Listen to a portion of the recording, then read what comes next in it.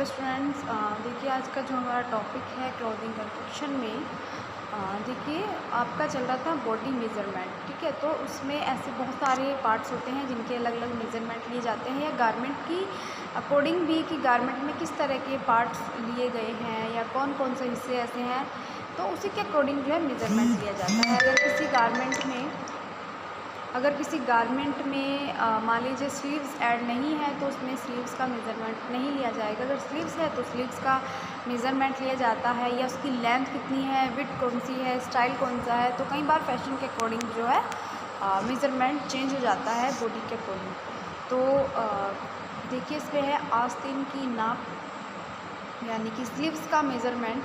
तो देखिए आस्तीन की नाप कंधे की संधि, यानी कि जो हमारा शोल्डर जॉइंट होता है वहाँ से आरंभ होकर उस स्थान तक ली जाती है जितनी लंबी बनानी होती है। यानी कि हमें शोल्डर का जो जॉइंट होता है वहाँ से लेकर के जितनी भी व्यक्ति की इच्छा के अकॉर्डिंग ली जाती है, या फैशन के अकॉर्डिंग ली जाती है कि व्यक्ति को फैशन के अकॉर्डिंग कितनी लेंथ कितनी विड्थ रखनी है। तो ये चीज़ें जो होती हैं व्यक्ति की इच्छा के ऊपर डिपेंड होती है कि उसको कितनी लंबी बनानी है। उसको स्लीवलेस बनाना है कुर्ता या जो टॉप है, या पॉनी स्लीव्स बनानी है, या उसको फुल बनानी है या हाफ बनानी है, ये व्यक्ति की इच्छा के ऊपर डिपेंड होता है। तो छोटी सी आस्तीन, इसमें लिखा गया है लंबी या छोटी सी आस्तीन आदि। तो आधी आस्तीन भी हो सकती है, 3/4 भी आस्तीन हो सकती है, या पूरी आस्तीन भी हो सकती है। तो विभिन्न प्रकार के वस्त्रों से जो है बनती है। तो आस्तीन की लंबाई फैशन से बदलती रहती है, यानी कि जैसा फैशन होता है या जो मार्केट में फैशन चल रहा है या जो ट्रेंड आ रहा है उसके अकॉर्डिंग भी जो है स्लीव्स जो है चेंज होती रहती हैं। तो आस्तीन की नाप लेते समय व्यक्ति की इच्छा जान लेना अच्छा होता है कि उसको कितनी लेंथ का जो है स्लीव्स चाहिए होंगी, किस फैशन की या किस शैली की इसकी, यानी कि किस स्टाइल की चाहिए होगी, कौन से डिज़ाइन की होगी, वो व्यक्ति की इच्छा के अकॉर्डिंग होता है। अब आता है वस्त्र का अनुमान लगाना, कि यानी कि एक तरीके से अनुमान लगाने से मतलब ये है कि जो हम गारमेंट स्टिच करा रहे हैं तो कि हमें हमारा जो गारमेंट है वो कितने मीटर कपड़े में हमारा गारमेंट बन सकता है, यानी कि एक तरीके से अनुमान लगाना। ठीक है, तो कई बार ऐसा होता है कि कुछ गारमेंट इतने स्टाइलिश होते हैं या उनमें 2-3 लेयर ऐसी लगी होती है कि फैब्रिक जो होता है वो ज़्यादा चाहिए होता है, और कुछ जो हमारे नॉर्मल सिंपल गारमेंट होते हैं उनमें नॉर्मल ही कम फैब्रिक या जितनी व्यक्ति की मेज़रमेंट होता है बॉडी मेज़रमेंट उसके अकॉर्डिंग जो है गारमेंट स्टिच होता है। तो स्टिच कराने से पहले व्यक्ति को वस्त्र का अनुमान जो है लगाना होता है। तो परिधान तैयार करने के लिए कितने कपड़े की आवश्यकता पड़ेगी, इसका अनुमान लगाने से कपड़ा ठीक मात्रा में आता है, और अधिक कपड़े के लेने से जो पैसा नष्ट होता है उसकी भी बचत हो जाती है। देखिए कई बार ऐसा होता है कि हमें कपड़ा सिलने का अंदाज़ा नहीं होता, या नहीं होता हमें अंदाज़ा कि कितना जो फैब्रिक है वो चाहिएगा। तो कई बार हम अंदाज़े में ही जो है फैब्रिक ज़्यादा ले लेते हैं, या जब मान लीजिए अगर किसी भी सूट या सलवार, मान लीजिए अगर कोई भी कपड़ा 4 या 5 मीटर में बन जाता है दोनों चीज़ें, तो कुछ व्यक्ति 6 मीटर ले लेते हैं कि शायद कम ना पड़े तो थोड़ा एक्स्ट्रा ले लिया जाए। तो वो एक्स्ट्रा जो लिया जाता है उसमें पैसा तो जाता है लेकिन वो स्टिचिंग में यूज़ नहीं होता है, तो वो एक तरीके से वेस्ट होता है।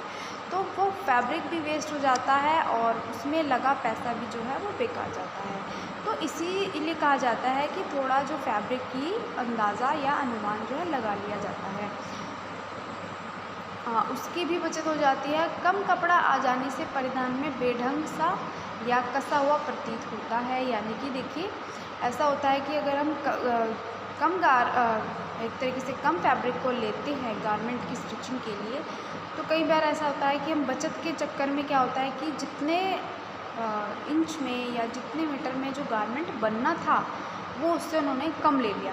तो क्या होगा, उसमें भी उस गारमेंट के प्रॉपर पीस जितने भी पीस है उसमें स्लीव्स, कॉलर, एक्स्ट्रा पट्टी, बेल्ट जो भी है वो कई बार क्या होता है वो कंप्लीट नहीं हो पाते। तो वो भी क्या होगा कि हमारा या तो कपड़ा जो होगा बहुत टाइट सिला जाएगा, या कुछ पार्ट्स उसमें नहीं बन पाएंगे, तो भी वो बेढंग सा लगता है। तो प्राय वस्त्र का अनुमान न लगने के कारण, यानी कि अगर हमें इस चीज़ का अनुमान ही नहीं है कि जो भी हम गारमेंट बना रहे हैं इसमें कितना फैब्रिक लगेगा, तो अधिक कपड़ा खरीद लेते हैं अगर हमें इस चीज़ की नॉलेज नहीं होती है। तो जिससे व्यर्थ ही धन का अपव्यय होता है, यानी कि जो पैसा है वो वेस्ट जाता है। और ठीक इसके विपरीत कपड़े का सही अनुमान न लग सकने के कारण कपड़ा कम खरीद लिया जाता है, यानी कि या तो जो व्यक्ति है वो ज़्यादा फैब्रिक को खरीद लेता है या फिर वो कम फैब्रिक को खरीद लेता है। तो और फिर भी वह किसी काम का नहीं रहता है, ना तो उसमें पूरा प्रॉपर गारमेंट बन पाता है। और अगर मान लीजिए ज़्यादा है तो आपका गारमेंट बनने के बाद जो फैब्रिक है वो एक्स्ट्रा बेकार जाता है। तो इन चीज़ों का भी जो है ध्यान रखा जाता है या वस्त्र का अनुमान लगाया जाता है कि जो हमारा गारमेंट स्टिच हो रहा है वो कितने मीटर में या कितने इंचेस में कितना गारमेंट बन सकता है। तो देखिए साधारणतः बाज़ार में कपड़ा कई अर्ज़ों में मिलता है। देखिए थोड़े से इसमें वर्ड्स गलत हो चुके हैं, आप सही कर लेना उनको, कि बाज़ार में कपड़ा कई अर्ज़ों में मिलता है। जैसे मान लीजिए सिंगल अर्ज, डबल अर्ज, मतलब इस तरह से कपड़े मिलते हैं। तो पहनने वाले कपड़े 27 इंच से 36 इंच तक के होते हैं। डबल अर्ज वाले वस्त्र जो होते हैं वो 42 यानी 42 इंच से 60 इंच तक के होते हैं। और इनके अतिरिक्त कुछ विशेष मतलब कुछ वस्त्र विशेष रूप से बड़े अर्ज के बनाए जाते हैं, यानी स्पेशली वे बड़े अर्ज के रखे जाते हैं मैन्युफैक्चरिंग प्रोसेस के दौरान।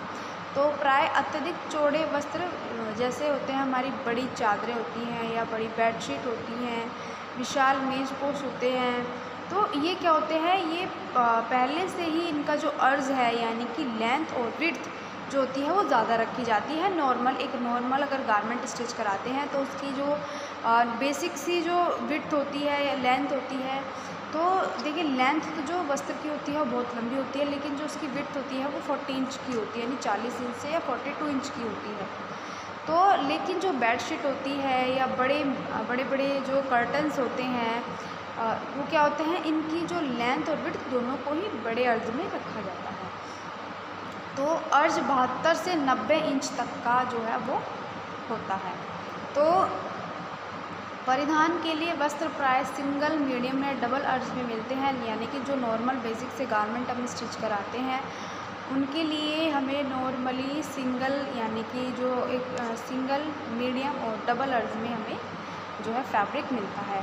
किस परिधान में कितना कपड़ा लगेगा, यानी जो भी आप गारमेंट बनवा रहे हैं उसमें कितना फैब्रिक लगेगा, इसका अनुमान लगाने में बड़ी बुद्धिमानी की आवश्यकता होती है। यानी कि ये भी एक नॉलेज की बात होती है कि आपको कोई गारमेंट स्टिच कराना है तो आपको अंदाज़ा होना चाहिए कि आपको कितने फैब्रिक की कितने इंच या कितने मीटर फैब्रिक की जो है आवश्यकता हो सकती है। कई बार क्या होता है कि कुछ फैब्रिक्स जब खरीदे जाते हैं तो कई बार वे अंदाजे में खरीदे जाते हैं कि शायद इतना फैब्रिक बहुत होगा, लेकिन थोड़ा सा अनुमान लगाना भी बहुत ज़्यादा सही रहता है। तो वस्त्र खरीदते समय इस बात का ध्यान रखें कि उतना ही वस्त्र खरीदा जाए जितने में परिधान निकल आए और कपड़ा बचे भी नहीं। क्योंकि देखिए जो व्यक्ति गारमेंट स्टिच करते हैं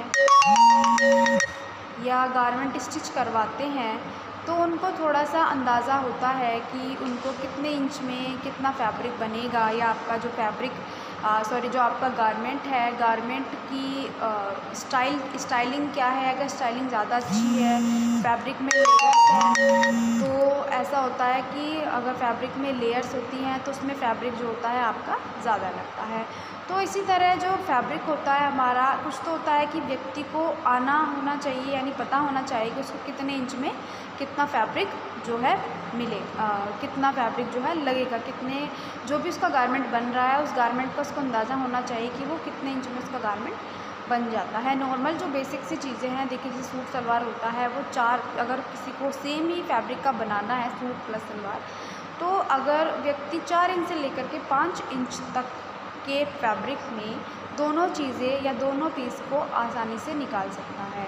तो इसी तरह थोड़ा सा अंदाज़ा होना चाहिए। और कुछ चीज़ें ऐसी होती हैं कि अगर फैब्रिक डबल अर्ज में होता है तो कम फैब्रिक में भी स्टिचिंग हो जाती है, और अगर फैब्रिक जो कम या सिंगल अर्ज में होता है तो उसमें ज़्यादा फैब्रिक की जो है ज़रूरत होती है। तो स्टूडेंट्स जो अब हमारा टॉपिक है या इसके आगे का जो टॉपिक होगा वो मैं आपको नेक्स्ट वीडियो में बताऊँगी।